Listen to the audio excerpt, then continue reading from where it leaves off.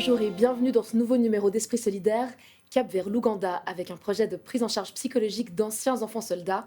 Dans le nord du pays, 60 000 mineurs ont été enrôlés de force pendant un conflit armé qui a sévi de 1986 à 2006. Aujourd'hui encore, beaucoup d'entre eux souffrent de stress post-traumatique. Et c'est là qu'intervient l'organisation Omoana, que vous dirigez, Adrien Genoux. Merci d'être là avec nous aujourd'hui. Pour commencer, comment ça se fait qu'aucun accompagnement n'a été proposé à ces anciens enfants soldats au sortir de la guerre ? Alors, d'abord, la santé mentale, ça coûte cher. Ça demande beaucoup de ressources humaines et il y a beaucoup d'organisations qui ne veulent pas investir autant d'argent pour cette problématique. Il y a aussi très peu de gens formés dans les pays en guerre, de psychologues cliniciens. Donc, il faut être innovatif pour être innovant, pour mettre en œuvre des activités adaptées. En fait, ce n'est pas uniquement une problématique liée à l'Ouganda. On trouve ça partout dans le monde. Peu d'intérêt porté à la santé mentale, c'est ça ? Oui, disons que c'est compliqué. Ça demande un suivi individuel, un suivi spécialisé. Il faut aussi des méthodes qui sont prouvées efficaces. Et du coup, ça demande aussi une expertise technique. Oui, parce que ce sont des personnes qui ont vécu des événements extrêmement traumatisants. On parle de massacres, de viols. Certains ont été forcés de se donner des actes de cannibalisme, de la torture. D'ici, ça paraît complètement inimaginable. Ça laisse évidemment des séquelles.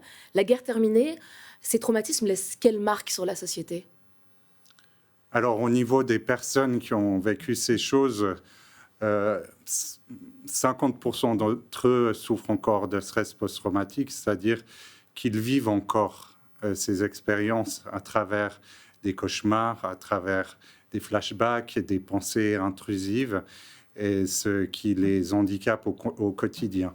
Ça va affecter aussi leur vie familiale, leur vie professionnelle et donc leur relation à leur communauté. Et pour aider ces anciens enfants soldats, vous collaborez avec l'organisation Vivo Ouganda. Elle forme des thérapeutes à une méthode qui est rapide et très efficace. On découvre ça ensemble et on revient juste après. Benar est thérapeute, il aide les personnes qui souffrent de stress post-traumatique en Ouganda. Il va à la rencontre de celles et ceux qui sollicitent son soutien. Ce sont surtout d'anciens enfants soldats. Ils ont subi des exactions pendant la guerre civile qui a sévi dans le nord du pays. À la fin du conflit, ils n'ont pas reçu d'accompagnement. Tous les matins, il passe en revue les dossiers de ses clients avant de commencer les consultations. Ce sont des échanges individuels. Nous parlons avec chaque client en tête-à-tête. Lorsque nous avons terminé avec le premier, le second vient. Chaque thérapeute ne suit que 2 clients à la fois. Il se rend ensuite dans les communautés. Il va à la rencontre des personnes qui veulent se libérer du stress post-traumatique. Lorsque ce trouble n'est pas traité, il continue d'affecter la vie des gens.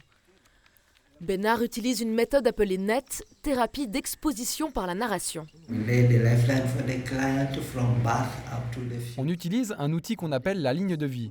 On dispose d'une ficelle devant le client, elle représente sa vie depuis la naissance et elle continue vers le futur. On y met les événements positifs et négatifs. On utilise cet outil durant plusieurs sessions. Pendant la première, on discute des événements qu'il est en mesure d'aborder et on continue jusqu'à avoir parlé de tout son parcours. Le principe de la thérapie NET, c'est une thérapie où le client va beaucoup parler pour ensuite lui redonner de l'espoir. Cette méthode est rapide, le traitement dure en moyenne 6 semaines à raison d'une douzaine de séances. Les clients de Benar ont vécu des situations traumatisantes comme des massacres ou des viols. Entendre ces récits est difficile pour le thérapeute, alors il peut à son tour se faire aider. Dans la supervision, tu expliques la situation de tes clients. Tu peux parler des défis et des cas difficiles que tu rencontres auprès des personnes que tu accompagnes. Le superviseur est là pour t'aider à continuer ton travail.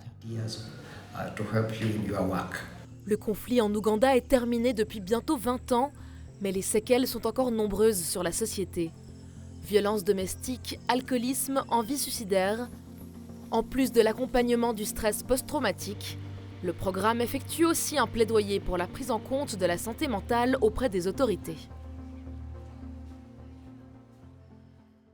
On entend le thérapeute parler de client. Pourquoi ce mot et pas plutôt celui de patient ?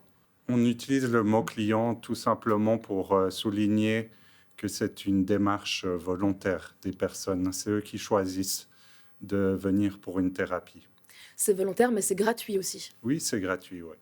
Cette méthode NET, c'est donc la thérapie d'exposition par la narration. Elle consiste à raconter les événements qui ont marqué notre vie et elle est efficace à plus de 80%.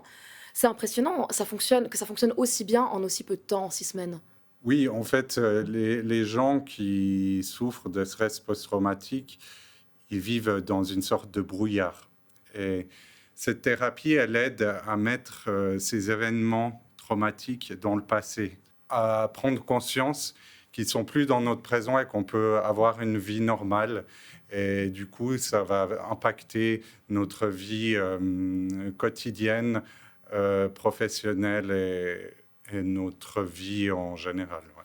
Et donc en 6 semaines, en suivant cette thérapie, on arrive à se débarrasser des cauchemars, des pensées intrusives et tout ça.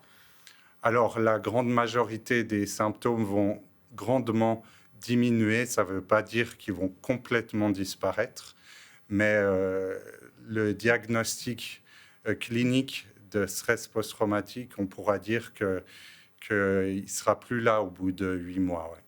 Et donc concrètement, comment est-ce que la vie de ces anciens enfants soldats est changée une fois qu'ils ont suivi la thérapie ?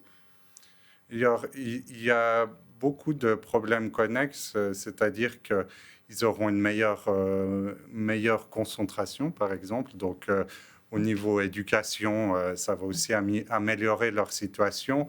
Ils vont aussi avoir une meilleure capacité à gérer leurs émotions parce qu'ils sont plus en état d'alerte. Et donc, ça permet aussi d'améliorer leurs relations. Il y a aussi des personnes qui sont alcooliques dues à leur situation traumatique. Donc, certaines aussi vont avoir ce problème résolu grâce à ce traitement. Et il y a environ 20% où ça ne fonctionne pas. On sait pourquoi des fois ça ne prend pas ? Alors, dans la plupart des cas, quand ça ne prend pas, c'est que les personnes, par culpabilité, n'ont pas tout dit pendant la thérapie. Et du coup, ils reviennent parfois. On leur permet d'avoir des sessions supplémentaires pour qu'ils puissent vraiment aller au bout de la démarche. Merci Adrien d'être venu nous parler de votre projet pour les anciens enfants soldats en Ouganda. Et merci à vous pour votre fidélité. Et à bientôt pour un nouveau numéro d'Esprit solidaire.